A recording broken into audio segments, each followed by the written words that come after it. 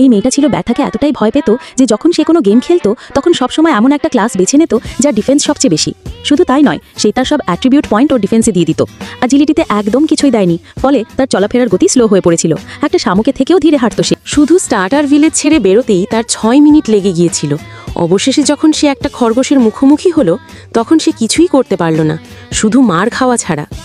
ভাগ্য ভালো, তার ডিফেন্স এতটাই বেশি ছিল যে খরগোশের ঘা খেতে খেতে 1 ঘন্টা পর সে একটা নতুন স্কিল আনলো, অ্যাবসলিউট ডিফেন্স। এই স্কিল তার ডিফেন্স দ্বিগুণ করে দিল। 1 ঘন্টা ধরে খরগোশ শুধু তাকে আঘাতই করছিল এবং শেষে ক্লান্ত হয়ে পড়ে আর মারা গেল। এর ফলেই মেয়েটা লেভেল 2-তে পৌঁছে গেল এবং অবশ্যই সে তার সব নতুন পয়েন্ট আবার ডিফেন্সে দিয়ে দিল। এভাবে চলতে চলতে সে একসময় মুখোমুখি হলো এক কুইন বির। এই কুইন বি এর বিষাক্ত আক্রমণ ছিল যা কোনো রকম ডিফেন্স মানত না, সরাসরি ক্ষতি করত।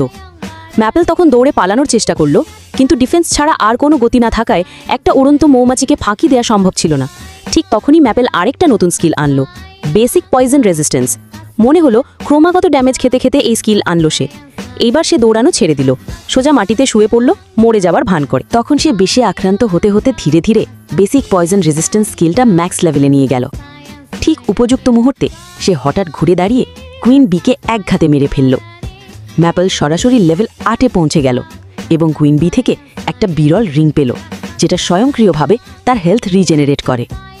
সঙ্গে পেল আরেকটা নতুন স্কিল, ডেভিস ভার্সেস গোলায়াথ, যেটা তার আগের অ্যাবসলিউট ডিফেন্সের সঙ্গে মিলে তার ডিফেন্স 4 গুণ বাড়িয়ে দিল। এত বেশি ডিফেন্স নিয়ে ম্যাপেল সোজা মাটিতে শুয়ে ঘুমিয়ে পড়ল শান্তিতে, আর আশেপাশের ঝোপঝাড় থেকে বিভিন্ন বন্যপ্রাণী একে একে বেরিয়ে আসতে শুরু করল।